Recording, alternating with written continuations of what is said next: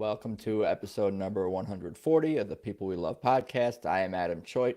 If you're new here, what I do is interview people from all walks of life, most often comedians, other entertainment types, creative types about their lives and careers. The conversation is casual, but I also ask everyone to highlight the people they love, who they admire, who've influenced them, inspired them, or supported them in their career, their journey. It has been a lot of fun. For more, check out peoplewelovepodcast.com. That now forwards to my link tree with all links related to this show, including the YouTube and all the places where you can subscribe on audio. So please do that. It is definitely appreciated. At Adam Choit is me on Twitter and Instagram if you'd like to follow me. And positive reviews, of course, are appreciated on Apple Podcasts. AdamChoit.com for all of my other stuff that I'm working on. Comedy show upcoming actually this Saturday, April 22nd. If you're going to be in the Southern California, Pasadena area, please come by. Again, all the links to that stuff is at adamchoit.com, including my other podcast, my short film, and all that good stuff. So for today, for this podcast, we have a special guest. A recent Twitter friend, I guess is what you can call him. He's been super supportive of this show and all of my work, and that is definitely appreciated. And he's got his own brand and merch I see pulled up here, and things going on, an entrepreneurial spirit. He's a man from New Jersey. His name is Joel, and he runs the Twitter account Infinite Zeal Syndicate. So without further ado, let's bring on Joel. What's cooking? Hey, what's going on, man? Thanks for having me. Oh, for sure. How you holding up during whatever year this is?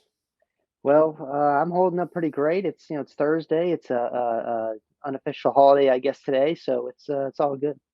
Oh yeah. We're recording this on 420, and I'm such a stoner. I keep forgetting it actually is 420. Um, I'm committed to the cause. We'll just go with that.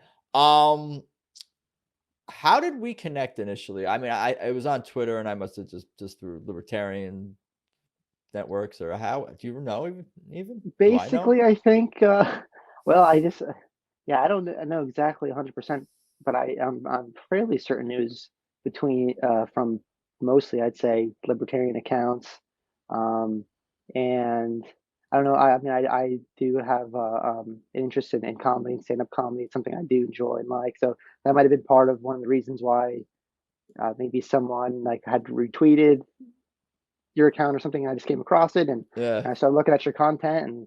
And I have a good friend that's a comedian, and so I was like, great, I love stand-up comedy. I want to see what this guy's all about and see some of his work and support it if I can. And yeah, that's how I came across you. And here we are.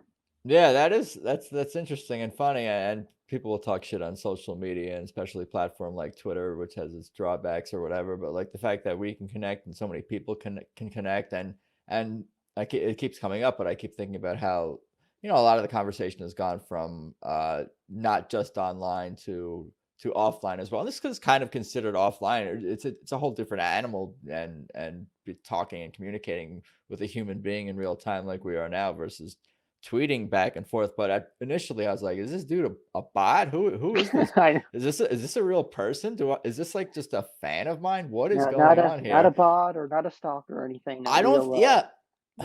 Yeah, I don't think of myself as someone necessarily who has like imposter syndrome or anything like that. But I'm like, is this like a real fan? Like, what is going on here? Who is this person? Is this person really that nice?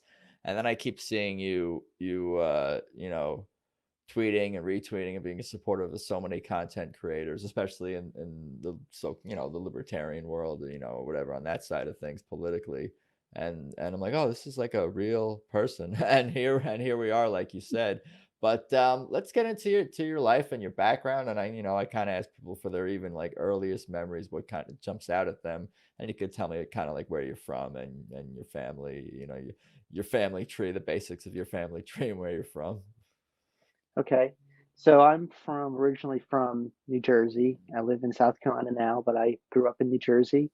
Um, I grew up New Jersey is a very, at least politically, a very liberal, blue state, deep blue state. But I grew up in like a red pocket of blue New Jersey. So, blue state Republican area. So that's just kind of my background where I'm from. I mean, um, earliest memory, that's a good question. Probably one of my earliest memories. in all honesty, is probably, I want to say I was probably 4 or 5 years old, going to my first Mets game at Shea Stadium. That's one of the earliest, my first pro Mets sporting event. I remember I was, like I said, 4 or 5 years old. I remember going to that Mets game, and I didn't really know anything about it. But then that's when I fell in love with the Mets, and ever since then. And so that's something I do miss about being up in New Jersey, is going to Mets games and Jets games and stuff. Down here in South Carolina, we don't really have any of that. Um, it's just all basically college sports. But yeah, I mean that's all basically about me. Pretty just normal guy that likes spending a lot of time on Twitter, I guess, too much Did you probably. have siblings growing up? I did. I have two brothers and a twin sister. So one older. I'm the second oldest. I have a twin sister and then a younger brother. And I I I don't think I ever really appreciated it having what it was like having a twin growing up, because looking back now, I don't think I ever would have made it through school or anything academic in my life without my twin sister. And it's just kind of funny how it's just getting older, I start to realize how um, important siblings are and family is, and especially like having a twin. It's almost like a cheat code, having like a second person, two brains to do one job. So I'm realizing that now while I'm older in life. And so yeah, I have a good, loving, supportive family who's backs me up whatever I want to pursue or try out. They're always there supporting me and loving. I know they're going to be there if I fail or succeed, no matter what. So um, I have a great support system there with my family. No, very cool. You said you had two older brothers also? I have one older brother. One. I'm the second oldest.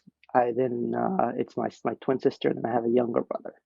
It's very cool. So that's a pretty big family that Hmm. you grew up in. How far did you live from Shea Stadium, you said, in Jersey? I was probably about 30 miles from New York City, so I mean that's a good couple hour drive to get there from where I was from, but it was 25, 30 miles from, I'd say, like Lincoln Tunnel or something like that. So So you're a not too Jets fan? far. Yeah, so you're a Mets fan and you grew up a Jets fan too, as Hmm. well? Yep. And your first game at Shea Stadium seeing the Mets, I'm guessing, or was it Citi Field? How much younger are No, you than it me? was no. I'm 28, so it was Shea Stadium. Okay. You youngins, old man yells at cloud. I do miss Shea Stadium, and I don't even live in New York. Obviously, I'm in Los Angeles, California now, but I miss Shea. I don't really have a connection to Citi Field in that way, and just the fact that it's named after such a Yeah, corporate banking thing. I mean, I guess could have been it's better than something even, but yeah. I mean, that's it's everything now. It's there's some no like stadiums aren't. charm or historical reason.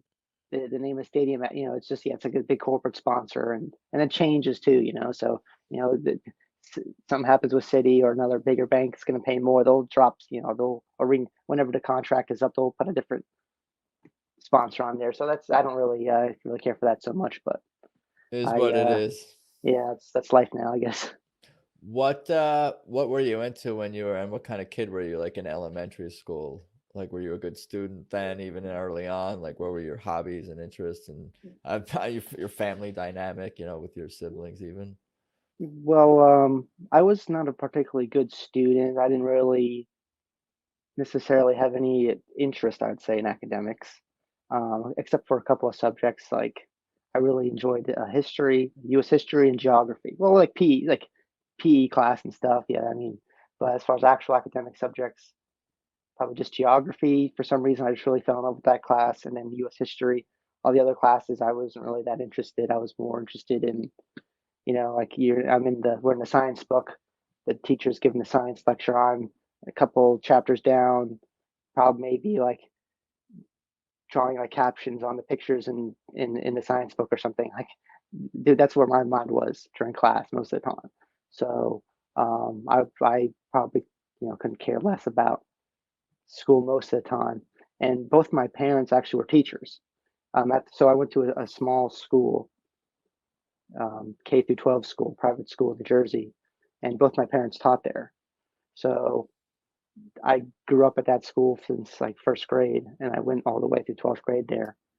So that's the kind of, so as far as academics go, yeah, I mean, then that's one of the reasons I was so, looking back now, I'm so thankful for having a twin sister because my twin sister was just straight laced, like academic, like valedictorian, A plus in every class, on top of all the assignments, all the projects. Me, like I said, I was more interested in doing other things, and so I would have to, find a way to get the assignments out of her or get, oh, what was that test we're having tomorrow? So she bailed me out quite a bit in school. It doesn't sound So like, yeah, I was gonna say it doesn't sound like you like, maybe you were, but like not like insecure or jealous of your sister. It didn't. I mean, maybe looking back, you thought that's how you're coming across. But what were your feelings then? Were you like, I don't know, people? I feel like people would assume that you'd be jealous or something if this is the oh, not at dynamic all. Like between two. she That's why the you're hardest you. the That's why hardest you're here. the hardest thing was actually getting her to help me out because most of the time it would just be like she'd be like, "Well, why don't you have it?" You know what I mean? Like, why you have to come to me? Like, weren't you in the class? So then I have to maybe negotiate. Okay, like here's you have XYZ chores to do. What if I take care of those? Will you help? Will you give me the what the assignment was or what the report was? What kind of report I'm supposed to be writing for this class? So uh, it was uh, it was good and bad, but I wasn't jealous at all. I honestly like in my view, and it's kind of this is still kind of my view to a degree, is I didn't really see the point in all this stuff. So even back in when I was in school, I kind of was thinking, what's the point of learning all of this? Like some of it is you need to know, some of it's important, but most of this stuff is even my teachers, you don't even remember like half the stuff you learned in school. So I wasn't jealous at all, just more so you're going to do the work. You're going to be on top of all the assignments. So why do I have to be? I want to play sports and um, whatever, goof off or like go read about geography or something. And then, so I mean, that's just how I handled school and probably wasn't the right attitude to have. I have a son now, so I'm probably going to have to be looking out for that kind of perspective or attitude in him when it comes to school. So, What's your sister's name? Kayla. And what about your brothers? Did they go to her for help too? Was she the smartest Um, one? she was academically the smartest one. All my brothers, I would say, Yeah, are like rank them. right at types. So yeah, Rank them in the academically. You including. rank them. My sister's probably number one, 100% number one, straight A student. Um, Probably my older brother number two. He probably wasn't like the best like student grade wise, but would he would give like a good honest effort. He wasn't like, oh, I don't care. He was gonna, okay, I may not like this class, but I'm gonna, or I may not really understand it, or I may be struggling in it, but I'm gonna like give 100% and try to do a good job and get it done. So he's probably number two, and three and four. That's tough. My younger brother is much like me in that way. He really couldn't be bothered with doing most of the school stuff. I'll say me three, my younger brother four, only because my younger brother he's got suspended a few times during school and I didn't. So I'll give myself the third slot. I He'll be think number four. I think it's fascinating how you did that breakdown and you kind of gave everybody the benefit of the doubt, but you also considered in like past behavior or something like that with your younger brother. And you are not the type of person like if you were fourth, you would be like, oh, I'm in last place here. I don't care, like whatever. That's funny. If you weren't into academics so much as a kid, what were you up to? Mostly, Sports, I music, grew up watching playing TV. sports. I grew up playing sports mostly my whole life. So my brothers, my dad coached basketball. Um, so just basically sports. But there's a couple subjects, like I said, I actually did enjoy. So even in other classes, I really, for some reason, um, in like sixth grade or seventh grade, really got into geography. I didn't even know I liked it until I had a geography class, and I was like, man, this is amazing. I love this, and I couldn't get enough of it. So even I'm in a science class or math class, I always had my geography book, and that's what I was that's what I was interested in. So that's what I'm reading. or a U.S. history book. So in the other classes, I'm trying to really, doodle or something. Like I really got into like flags and stuff. So like doodling flags or drawing like maps of like the countries on the globe or something. So that's what I was focusing on most of the time um, in my other classes, or like daydreaming about like sports or something. So that's basically what took up most of my time. I gotcha. And it sounds like this is kind of who you were maybe like going up to like and even like K through 12. I feel like you probably were a similar kid person throughout with what your interests were and even the dynamics within your family and all that. hmm Yeah, it never really changed. It just kind of the stuff that I was interested in. I just became more interested in it. So as the years passed, like I just wanted to learn more and more and more. So yeah, when by the time I was in high school, I was still same thing. I mean, whatever the class is, algebra two or biology, like that same thing. I'm not interested in that. Give me a geography book or just yeah, I'll be.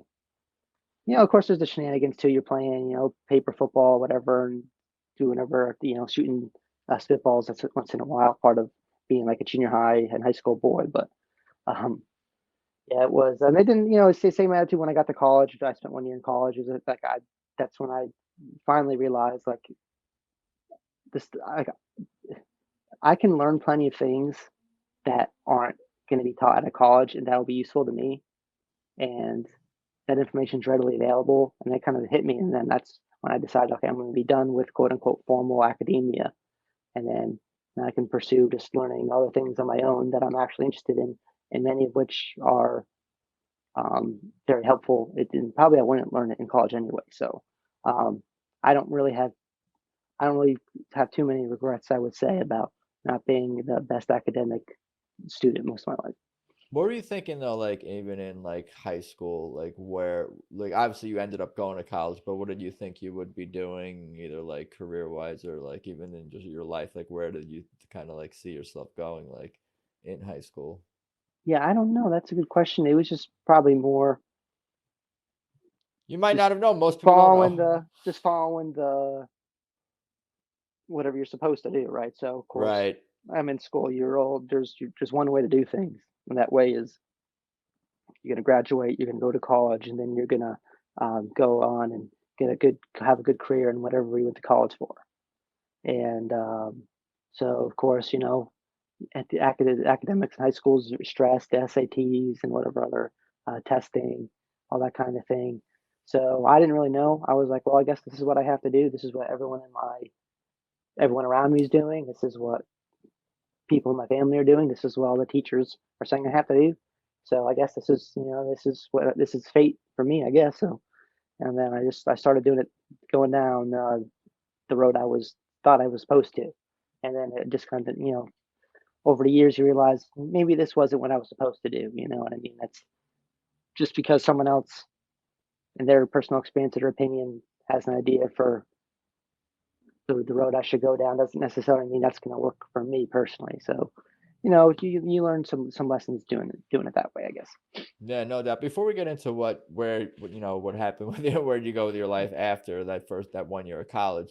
Growing up, what about like your friends and your peers? Because you said you were telling me before we started recording, you had some friends that like a friend that you still keep in touch with, even.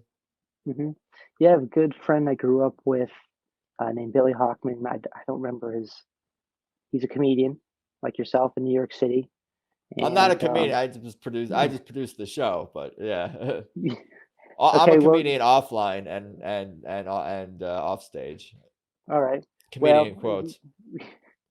he's he's pursuing Korean comedy, and he's just started I'd say 4 or 5 years ago. He's a good friend of mine. We grew up together. He went to the same school I went to. Grew up in the same neighborhood, so we played sports together growing up, hung out all the time. Now getting into comedy, and he was um, someone that I don't know. I guess I could say look up to a degree as far as his attitude of I know what I want to do, I know what I'm interested in, what my passions is. I'm going to pursue that. That means getting out of my comfort zone. That means he's going doing open mics and bombing and doing this, and he continues to work on his craft. And he's a very talented and funny guy. And just seeing him make that commitment and go and jump with both feet, that's kind of what um, inspired me, if you will, to say, you know what, I need to be pursuing what I find passion, not just doing something because society says I'm supposed to do it, or someone or some teacher has this expectation of what how the path of life people are supposed to go down. It's like, no, I should be going and pursuing what I'm passionate about. That's what makes life enjoyable. That's, I don't want to just rent my time out to somebody else for somebody that doing something I despise. So I was very blessed to have him as a friend, and see him, go doing what he's doing now, and it was inspirational for me, and it's helped me kind of get off my ass to a degree and start doing the things that I'm passionate about. So he's someone I'm thankful that I had him as a friend early on, and um, even when we were in school, he was always cutting up, trying to make people laugh, and he, as long as I knew him, he wanted to be a good comedian. When we were younger, he wanted to be like a pro athlete and stuff. We all wanted to be that, but even from early on in early on in high school, he knew what he wanted to do with his life, and he's doing it now and living out his dreams and goals. So that's a good inspiration. Very cool. I appreciate you sharing all of that. I'm definitely gonna have to check them out. Were you guys into stand-up comedy or comedy, or when you were growing up together, did you watch like SNL or Comedy Central or specials or just stuff on YouTube? Like, Oh or yeah, oh yeah, YouTube. I know he's a big Norm Macdonald fan. I know that Bill Burr was probably our favorite comedian growing up, so we would go on YouTube, watch all Bill Burr's clips, whatever videos he had online. We, anytime we were driving anywhere, like road trips, we'd have like Bill Burr going on, be Norm Macdonald. Um, those are two pretty good names right there, and definitely yeah, so two of I my mean, favorites. those are the Legends. two. Yeah, Bill Burr's probably the one that got me interested in stand-up comedy from the beginning. So, oh, there's another one named Brian Regan. He was another one that Oh yeah, I of was course. very funny. So when I was younger, he was probably the first comedian that my parents knew about that I was allowed to listen to, because he wasn't using a lot of language. He's like a family, I guess, comedian, like family friendly and stuff. Um, but then, Bill Burr was the one, like, okay, you don't listen to Bill Burr when your parents are around. When you're having a sleepover or something, that's when you pulling out the Bill Burr tapes. So I do remember that, late at night, doing a sleepover or something, and that, like, my parents are asleep, but we're gonna go on YouTube or whatever it is, and then we're gonna watch Bill Burr, because that's when we can pull out the R-rated stuff. It's funny that as like, because like I was saying, I'm a little older than you. It's like I don't even think of some comedians who I've discovered in my adulthood as necessarily being R-rated or whatever, being not suitable for kids. I'm like, oh, Bill Burr's just a funny comedian, but like, think the guy he does curse a Yeah, lot, even if all his material isn't like like overly vulgar or right. sexual or anything like that. But the man curses a lot, and just adult themes, things that are for Oh adults, yeah. really meant to ears. Angry Irish guy. Right, but That's a lethal Bostonian. combination. Yeah, Bostonian. Hmm. Very cool. And what about after that 1 year of college? Where do we go from there? So from there, I was in college. I was going to college for like economics and like business and stuff like that. I don't actually remember what I majored in. I think it was business, and I had some kind of economics minor. And then at the same time, I got exposed to the Mises Institute. I don't know if you're familiar with them. Yeah, that was my next Um, that was my next question is like, did you have a political shift or worldview shift? So I'll let you continue on with your well, journey. it's interesting because when I first came across the Mises Institute, it was more of like economic stuff, like talking about Austrian economics, because that's what I was going to school for, business, economics. And so it was a completely different viewpoint than what I was exposed to or being taught. It made a lot of sense. Um, and How so? What was the major difference? well, I this mean, I kind of know, point, but I'm well, point of emphasis. So they're talking about the Federal Reserve. They're talking about the Austrian business cycle theory, about why there's booms and busts in the economy. And I went to Seton Hall for that 1 year, and it's all this Keynesian modern monetary theory. You're supposed to be printing a lot of money, and um, you know, the massive deficits. That's just kind of how you're supposed to do things, um, and it didn't really explain. At least in college, they didn't really kind of explain. Well, the explanation for why things go wrong. It's not. It's really just kind of all political. Whereas in Austrian economics, they point to the one thing that you never hear anyone point. You never hear anyone talk about as the source of the problem, which is the Federal Reserve.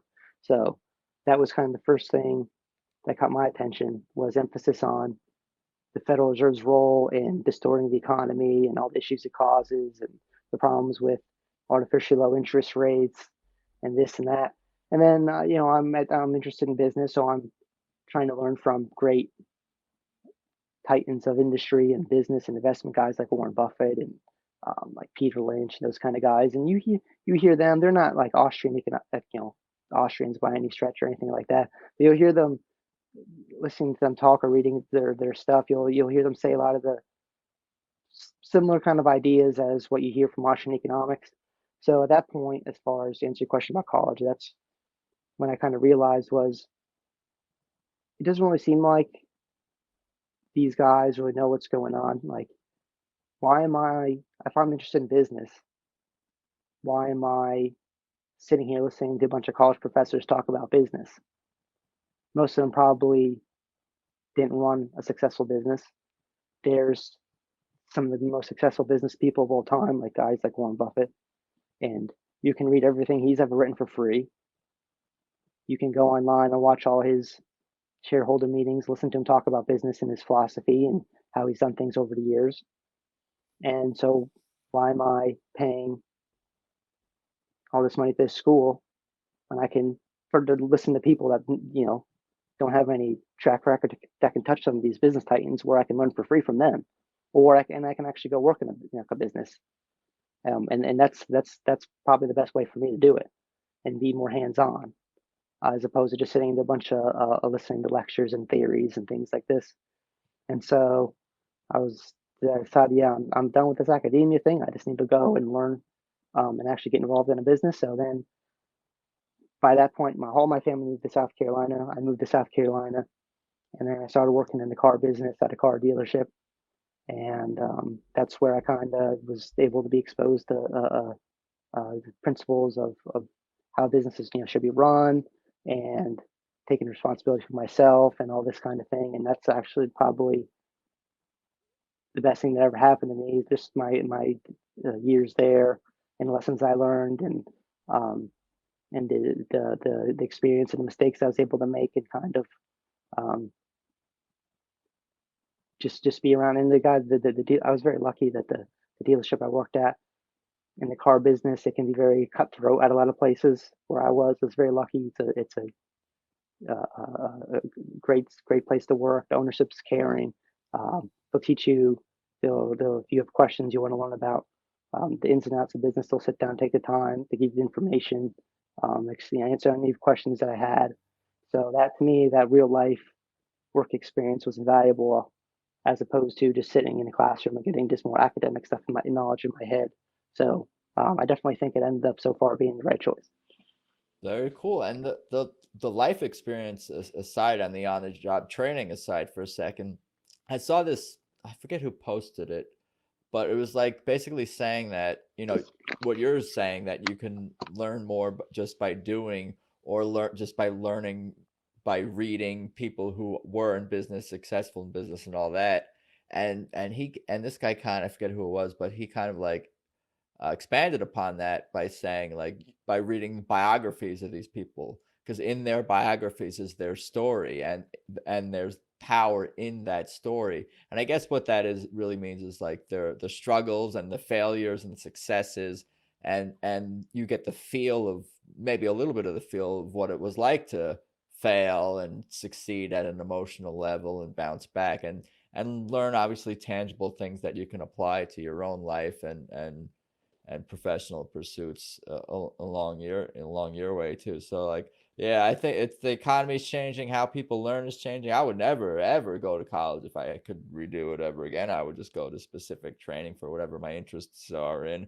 That's what everyone should really be doing, because it's even more cost effective. Because it's okay to fail and find out you don't like something. That's when you want to find out you fail, not spending 4 years on some meaningless degree. Go on the job for whatever the thing is, and or for a couple of weeks, or spend some time in that world and be like, oh, maybe you'll realize that it's not for you, rather than spending the time investment and the financial investment and all that. Um, so I would buy a car from you, by the way. Yeah, I could be had for sure. You would convince me that I'm getting a good deal, and I'd be like, that guy was so nice. And then like a month later, I would realize that I probably got totally screwed over. I usually just send the guy back to the man. I just keep sending the guy That's what back. you got to do. The few times I bought cars, I've had some support a few times, but not the entire time. And like I would just keep sending the guy back. Make it No, money. yeah, you better put in the sunroof or the roadside thing or the service Yeah, or I do the not want I don't want the $800 clear coat wax over the car. All the add-ons they put on there. That was one thing that's bound, and understandably so. Like, you're buying a car, and then it's like, oh, okay, $800 for this protective coat I didn't ask for. $1,000 wheel lock, so I didn't ask for that either. X, Y, and Z, and then you add on just like $5,000 onto the price, and of course, people understandably like, what the hell is all this? So, yeah, it's there's a lot of nonsense in the car business, that's for sure. Yeah, what's more annoying to you? People who kind of like stereotype car salesmen, or dumb questions about having a twin? Do you experience either of those in your life? I would say honestly, some of the stereotypes about car salesmen, no matter where you go to buy a car, probably you're going to run into like a good number of salesmen there that are going to be stereotypes of a car salesman. So it's thankfully the car business is changing a lot. It's definitely more customer oriented. It definitely used to be like the old school style. I say old school. I only sold cars for like 5 years, but um, it's just, and I'd say the past since COVID, it was just starting to change a little bit. It's definitely like you basically, it's a hostage situation. You get the person there, and it's like they're not leaving until basically like they buy the car. So There it's there's no like, oh, your daughter has a dance recital. No, keep them here. We got to earn their business. You got to find a way. So that's this kind of, and people understandably don't have a lot of, they have lives. They don't want to sit there for 4 hours trying to buy a car. And it's shocking in 2023. There's a lot of places you go in to buy a car, and it's like a 3 4 hour process, and that shouldn't be the case. But it's changing, thankfully. So that's good.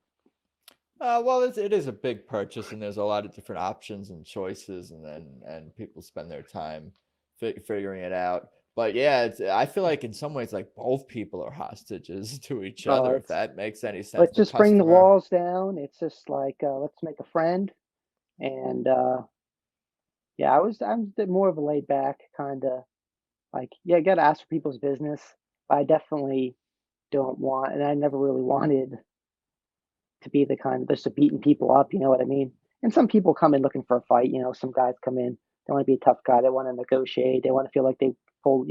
They I don't know, they won, right? It's some people just come in. It's a contest right from the start. So and um, but it was a great time. I love my time in the car business, and I missed it a lot of times. So, just got to keep sending them back to the manager. oh yeah, that's you seem to have it down. Maybe you could. That's the only thing I do, because I'm not gonna. I'm not walking in to be confrontational, but I have in my gut that when it's not the right time to.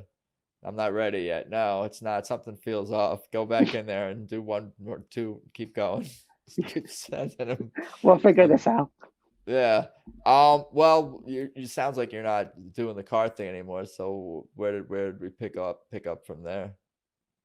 Well, I left the car business not Oh, too I want to long. ask. So, did you said you studied at the Mises Institute? Did I catch that? I did not study physically there. Mostly just ordering books from their bookstore, reading the articles they had on the website, the YouTube videos. Um, so I definitely learned a lot more from Mises Institute about business and economics than I ever learned in college. I probably learned more from the Twitter and YouTube and the Mises Institute than any time and all my years of academic schooling combined, I'd say. So Yeah, I would everyone. I would I would love to go. I would love to go to the Mises Institute physically someday, but so far it's just been everything's been online. So at least I'm consider myself lucky to be alive in this era of having access to information at the snap of my finger. So Yeah, I that's want to go on. no. Go ahead. You're good. No, I was just gonna ask. So yeah, where did we go from there after you left the car dealership? And also, like, once you started studying all this economics and learning about the Federal Reserve, like, did your whole world view change, and not just like, oh, this is how I feel about economics? Did, like, how you kind of looked at politics in the world, like, and other issues sort of evolve too? Yeah, that's a good question. So, right, what I'm doing right now is I have a 3 month old, so I'm at home with him. So I'm an at home dad. Congratulations, I can My still say yeah that, right? yeah absolutely. So That's a that's been baby. exciting. Oh yeah. Um, so that's been exciting. So I've been at home with him. Just Infinite Zeal Syndicate's the name of my business. That's so basically I just investing. So I'm the kind of guy I try to save as much money as possible and invest it and as responsibly as I can. Um, and so it just kind of seemed like the time was right to get out of the car business and get ready for the baby to come. And with the cost of childcare and everything, it just made sense for me to stay home. And so that's what I've been doing, just trying to do my thing and um, build the Infinite Seal Syndicate the best I can. And then as far as Mises Institute did it change my politics? It did because I grew up in a very blue state, in a red area of a blue state. The school I went to, everything's taught from a like right wing perspective. And so when I started learning from the Mises Institute, of course, there are libertarians, and so I always had thought libertarians were kind of like crazy. Oh, they're those kooky people. They're always having these crazy conventions, and it's just like a basically big crazy party, and they're not very organized. And I was just basically led to believe they're just a bunch of nut jobs. And the more I learned about Yeah, but we're uh, organized now. exactly, yes, going the right The other direction. stuff is all true, but we're Yeah, organized now. that's the important thing. So um, the more I was learning about economics, it kind of let and got into and other rabbit holes like history, right? So learning about economics, you learn about economic history and incidents like the Depression of 1920, 1921 under the Harding administration. I had never heard about this. And so I learned about it. I'm like, wow, this is crazy. I'm learning about history that I never learned, learning about economics I never learned. And then that slowly started getting me out of the, yes, Republican camp, if you will, into more of a libertarian, like AMCAP kind of frame of mind, which I think I was naturally I naturally tend towards that line of thinking anyway, because it's a contrarian point of view most of the time, and I was always this kind of like a contrarian um, in school. Like I said, everything was from a right wing perspective, so I just naturally just tended this to be like, well, you're all saying it's like this. Why can't it? Why can't it? Why can't? Why wasn't FDR like a good president? You all said FDR was terrible, and he was. But I just, for some reason, I just was a contrarian, and then so learning, getting into the Mises Institute, and being exposed to libertarians and uh, their their beliefs, it kind of it was a natural progression, I guess, if you will. It seemed for me. So it definitely did change my politics from being thinking that in order to have maximum freedom in America, we have to have like a Republican like government.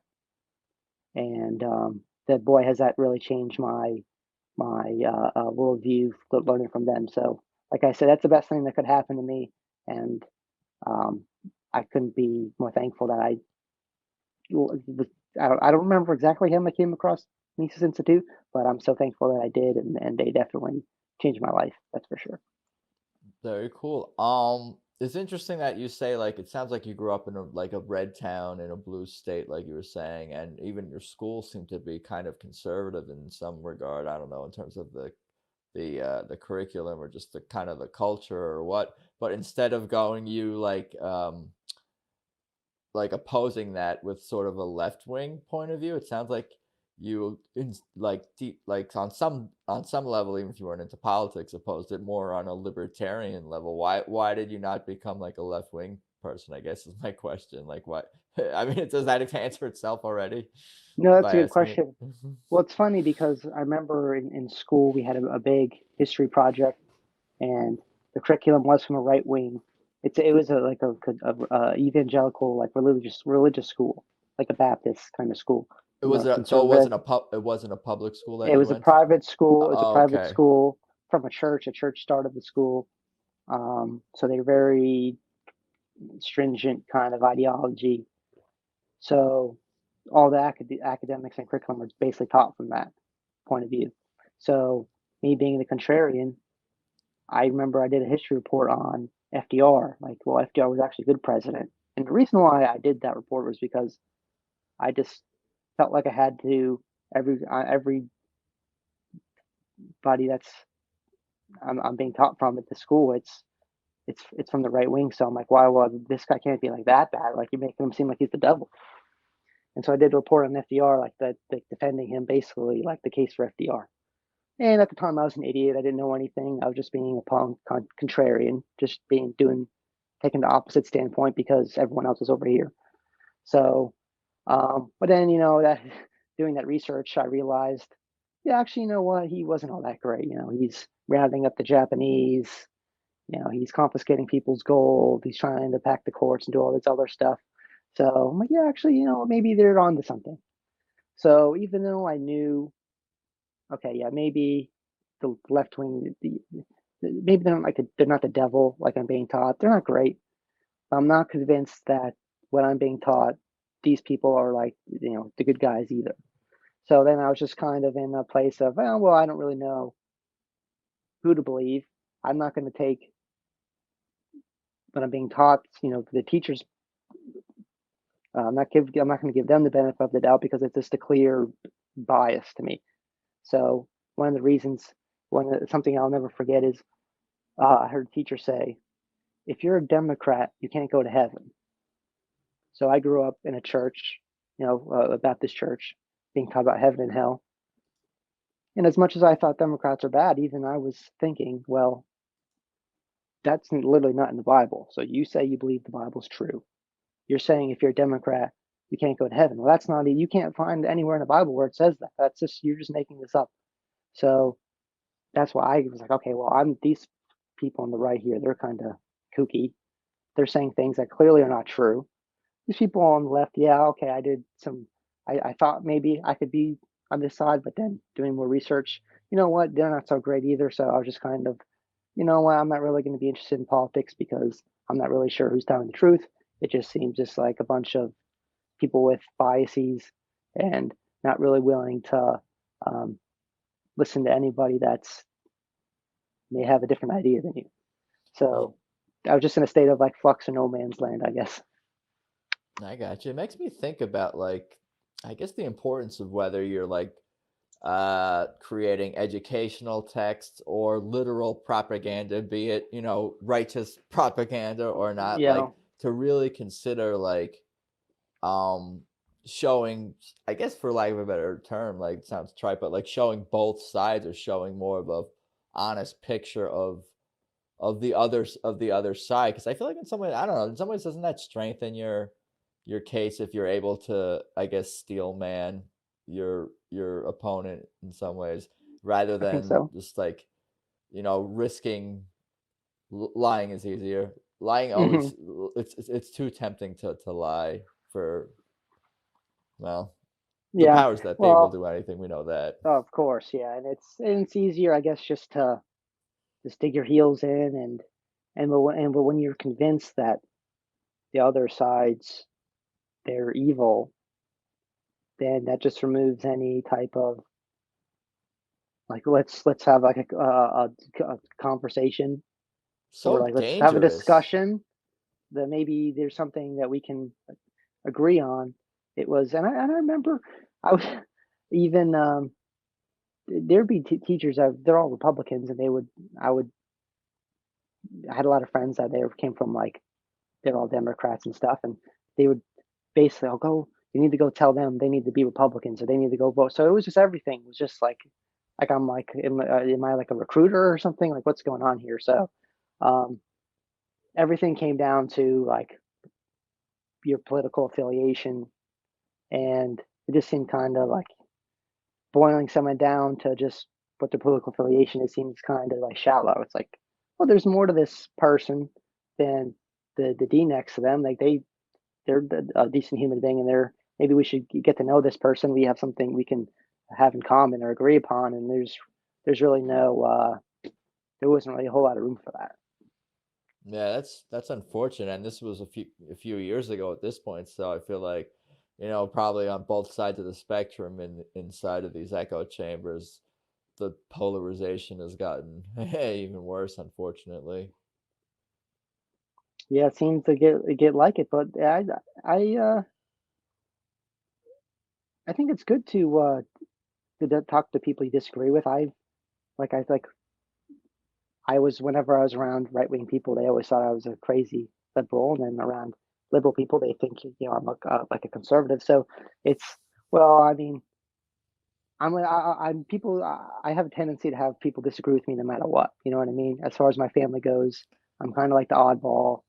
I tend to be more not antagonistic, but more like disagreeable about certain things or contrarian. So I'm people are disagreeing with me about everything, my wife, my family members, and that's not a to me that's not a cause for anything to be upset about or emotional. I think it's boring if we all just 100% agree about everything. There's nothing to talk about. So I like disagreement. I think it's good. It doesn't mean you're any less of a person. Um, but yeah, so being around different people of political affiliations has never really been an issue for me, just because I always kind of felt homeless, if you will, and I don't mind disagreeing with people. And let's get to find out why we disagree, and maybe then that sometimes leads to an agreement somewhere else. So if you're just willing to take the time to talk to somebody. Yeah, no, I could relate to a lot of what you're saying, and I think I aspire to kind of approach my life that way. I think you're better at it than me, though. I have less patience for other people. But again, I think if people are tolerant of each other, then and conversation is always good. It's when people are not being tolerant of each other; those are people obviously can't really communicate at all. I want to ask about your brand, Infinite Zeal Syndicate. Tell me about like what those words mean. Well, the main idea behind Infinite Seal is there's a verse in the Bible. It's in Romans. It's Romans 12:11 specifically. It says, "Never be lacking in zeal, but be fervent in spirit." So for some reason, that verse just kind of when I first came across it, jumped out at me. And I grew up in a religious school, taught the Bible my whole life. I don't ever remember being taught that verse. So I just the use of the word zeal there, or like never be lacking in it, really just struck a chord with me. So I just wanted to like find out more about what it was meaning. So it's it says never be lacking in it. So that means I'm always supposed to me that means I'm always supposed to have it. I should never be without it. Um, so that means every day, how I take that to mean is life's gonna there's gonna be a lot of challenges in life. We all know it's crazy in the world right now. Um, but we still need to have the right it's just gonna come down to state of mind and attitude. So yeah, stuff's gonna be bad, so to speak, but we still need to have the right attitude and passion in pursuing the things that we love. So I want to pursue the things that I love. I have a family. I have friends. I have, my goals I'm pursuing on a daily basis. So these are all things that I need to be keep at the forefront of my mind, and that's what's going to give me the motivation and the fire to deal with whatever life throws at me. Whether that means I have to leave, my job now that I loved, or um, something happens politically, or there's a war breaking out, or the economy's getting terrible. I can't control any of those things. I can control my attitude and how I act and my approach in my mind, um, and how I live my life. So I just want to always have just like this. Don't let the fire go out, no matter what. The syndicate comes in because I want to connect with people that are doing the same things. So you're doing your thing. You have also many projects going, podcasts, comedy shows. Um, you're out in California. California doesn't seem like it's the best place to live all the time, but I'm sure you have a lot to deal with, and you're getting after it. There's so many other people doing the same things. So let's all, we don't have to agree 100% about everything, but we have the right, we have a lot of stuff in common. We all have, things we're pursuing. So let's do it together, lift each other up, and be positive and supportive. And like I said, there's strength in numbers, so to speak. So I can't see why we can't all grow together and help each other out. Very cool. Good stuff all around. And just like thinking about a couple of things, just the phrase infinite zeal alone, and just like, because when you started following me, I'm like not really paying attention to closely to like what's this name, what's this mean, what's this a bot account or something. Anyway, was what I was thinking. But then like, oh, this is like a really nice person who supports everyone and wants to connect with like-minded people and people who are just nice people and good people and all that stuff. So I'm like, oh, infinite zeal. I could see that making sense. I'm like, when I actually sat down and thought about, or I don't know if I sat down, but like when I started thinking about all the meaning behind those words. And one thing I have come around more, and I think is the power of like language, obviously, and the language we use in our own minds and our inner monologues and the words we use and the phrases we use and the things that we repeat and tell ourselves and all this like neuro linguistic type stuff. Like that's why like the powers that be want to control land, because they know the power of it, like how thoughts become actions or lack of action, or can change how people live in their lives. How can people find or follow you? I'll kind of give you the floor to plug away, or cover anything wanted to mention that maybe we forgot, or whatnot. I'll get let you do your thing. I don't have too much to plug. I mean, if you want to follow me, I'm at underscore infinite zeal on Twitter for right now. Um, Basically, the main thing we do over there is we like to support content creators like yourself and a lot of other guys out there with podcasts and music and writing and all sorts of great information people putting out there. So we're gonna share and support it. We like to meme and uh, mock. I see myself now as apolitical, I would say, even though I have a lot of like libertarian friends and like ANCAP friends. I mostly identify with that, but we like to a lot of memes, a lot of trying to make fun of people in government, delegitimize them as much as possible. Um, I like comedy, I like sarcasm, I like these kind of things. So that's why I like the power of the meme. It's beautiful to me. It's a wonderful thing. So I like to utilize that on Twitter. So if you like memes, you like mocking, the state, you like freedom, you like the laugh. That's what we're all about. So come check us out, and I think you'll have a good time. It's funny the way you say you're not political, but I feel like in some ways like being liberty minded or libertarian, or just like agreeing with people who kind of identify in that camp, that is sort of like apolitical in itself. Like I feel like if you're Forrest Mommy, of course I'm sure you Hmm. follow, and she's past guest of this show. Like she's basically running for city council as somebody who doesn't like the government or doesn't want to be in government, and these sort of like, I guess, oxymorons. I think there's truth in it, because like I don't know, maybe LP can do some recruiting towards the apolitical, because I think there's I think there's a natural home for that. You got merch also, though. I see you got hats and hoodies and all kinds of stuff. So definitely check that out. He's got the links in his Twitter account and all that in his bio _infinite zeal. Joel from New Jersey, now in South Carolina. I appreciate the time. Anything else you want to mention before I let you go? I know I've taken up quite a bit of your time already, and it's a little later on the East Coast as well. No, not at all. I appreciate you having me on and thinking of me and inviting me. It's a great honor to be on here, especially after you've had a couple. I think you had, I don't remember, Madison, and then Hex, another musician and a singer.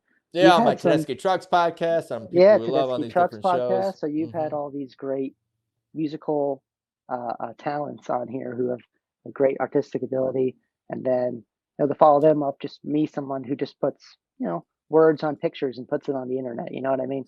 So I'm honored that you would think of me and invite me on. So I really appreciate it. Of course, and it was something about your infinite zeal that literally made me want to reach out, because I'm like, who is this mystery person that's just not a bot and totally supportive of everyone? Let me find out if this is a real person, a man behind We the support Twitter everybody account. except the state. We will not support them. And that's what we're. Yeah, For the people. everyone else will support and will love.